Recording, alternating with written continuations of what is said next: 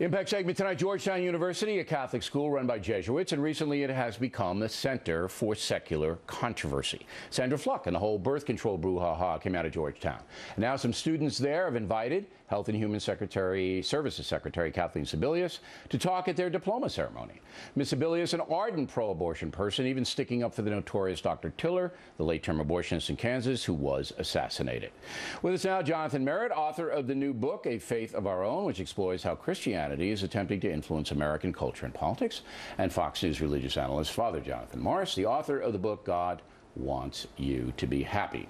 So, Sebelius, you know her, right? Mm-hmm. And what do you think of her at Georgetown? Well, in the introduction, you mentioned that students invited her to come, which is true. But students don't run a university. In this case, it's the Jesuits and the board of the university that runs the university. What they are doing by inviting the architect and the and the person who is implementing the HHS mandate requiring religious institutions to provide abortifacients and contraception, what they're doing is taking their finger and sticking it in the eyes of the bishops. Just like we talked about in the previous segment about the judge and the Ten Commandments. All right, so you say that the hierarchy who runs Georgetown should have said, sorry, all right, this is inappropriate.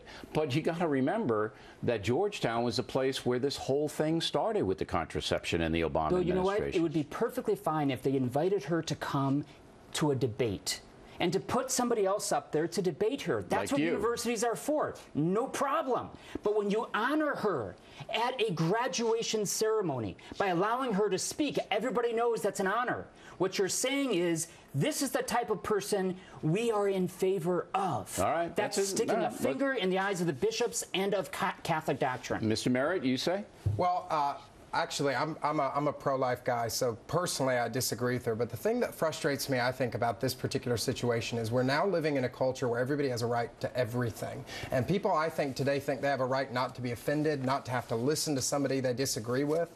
So she's pro-choice. We get that. I disagree with pro-choice, though. Yeah, it's beyond that. But I think my ideas and my arguments are better than hers. So let's allow her to speak hers and me to speak mine. But you're not allowed to speak with her. See, the point, and I agree with Father Morris on this, is that you're basically Georgetown University now is basically saying she's okay.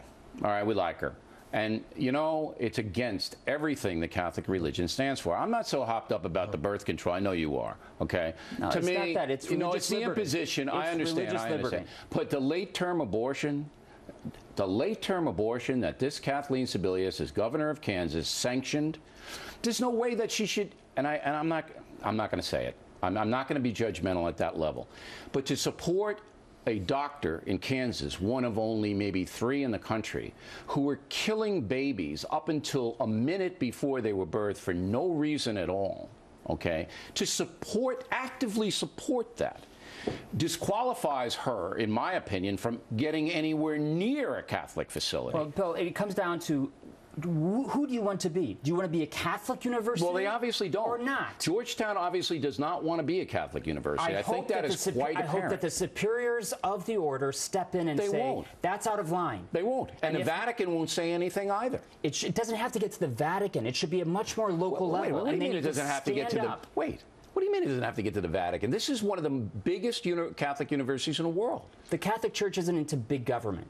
They're into allowing the local people to take authority. And when they don't, yes, the Vatican, when it comes down to doctrine, is there leadership in Rome or not? There's got to be an allowance for the local people to step in. Yeah. Let's hope they do. All right, they're not gonna. All right, now, Mr. Merritt, look.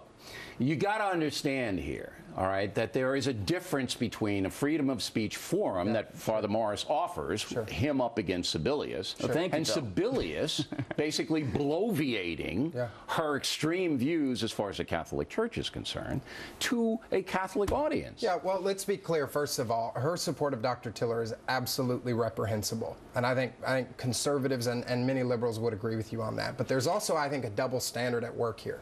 See, when conservatives conservatives find out about a creationist being fired from a local university, they cry foul. When you have Governor Casey in 1992, who's pro-life, being told he can't come and he can't be a part of the Democratic National Convention, they scream and holler and shout, and they say, well, give him a chance to speak and let him talk. And so I think there's a double standard here at work. But the difference is the two things you mentioned are both secular, all right? And if this were a secular institution, I don't care whether Kathleen Sebelius talks or not. And have it doesn't matter to me. Well, but I'll give you something that frustrates me too. Real quick. Nobody is mentioning anything about the fact that Governor Romney is speaking at Liberty University's commencement, and he disagrees theologically. He varies very much theologically from what we would call Christian or even Catholic or Protestant orthodoxy. The moral equivalency there is absolutely that's basically a theological thing. He's not any